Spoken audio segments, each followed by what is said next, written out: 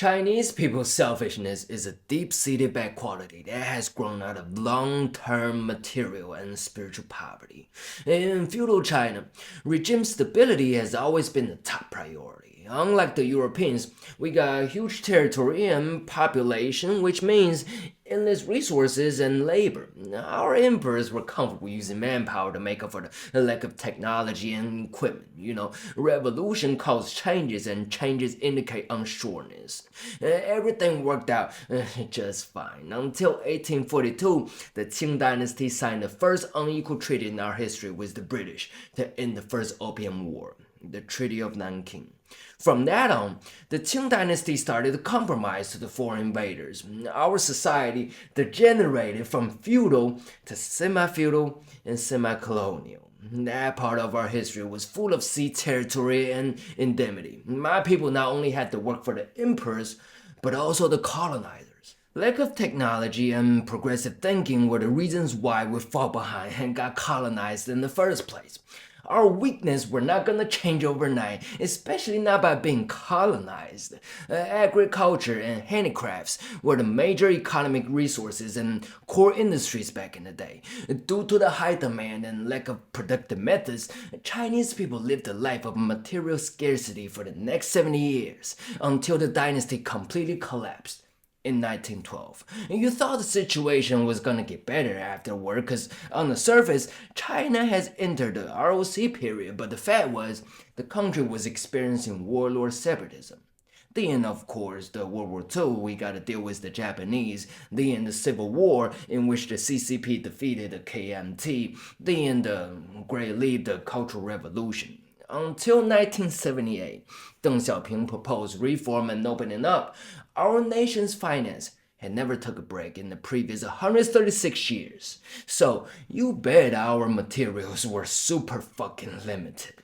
As for our people's mindset, Enlightenment-like movements were sacrificed under imperial power. Exchanges with other civilizations were cut off by isolation. Even though innovation and exploration doesn't conflict with the pursuit of happy and stable material life, there are two different life trajectories, especially in the closed-minded feudal society. People were either exhausted in poverty or lost in the ups and downs in the game of power. The noble and interesting soul has long been castrated by the shackle of harsh reality where people were assimilated. As the majority, the lower classes adapt a passive-aggressive lifestyle and carry on to the communist society. Their broken mindsets were spoiled by the collective life. They were poor, stupid, insecure, incompetent, in their comfort zone. The only thing they feel safe to show their intelligence and courage boldly for is their own selfishness. No disrespect to any profession, but working in factories, operating machines, following instructions don't require too much brain cells. You know your life is not going anywhere, so if you got extra brain cells to use it on being a little cocky or selfish to take advantage of other people's kindness. That way, you might catch more breaks, you might have a little bit more food on your table, you might have a chance to blame other people for your fault. And this is when people should blame the CCP for Cultural Revolution, which created a lot of trust issues among us. After Cultural Revolution, people don't believe in applying their intelligence for mutual benefits no more. People are afraid of other people abuse their kindness and trust against them. On the other hand, traditional values do provide a lot of more restrictions to shape people's manners and behaviors. Those values did their job, but they were not as great as how we praised them, especially in the oppressive society in which people were accustomed to communications based on power relations. It turns out culture and tradition essence were executed poorly by passive-aggressive people. In most case scenarios, it only helps suppress and gaslight people, even until nowadays. Take selfishness, for example. People are told to be unselfish, but what really makes a person unselfish is acknowledging the importance of respecting other people. People only know how to respect when they feel respected. They can't feel it by being told to.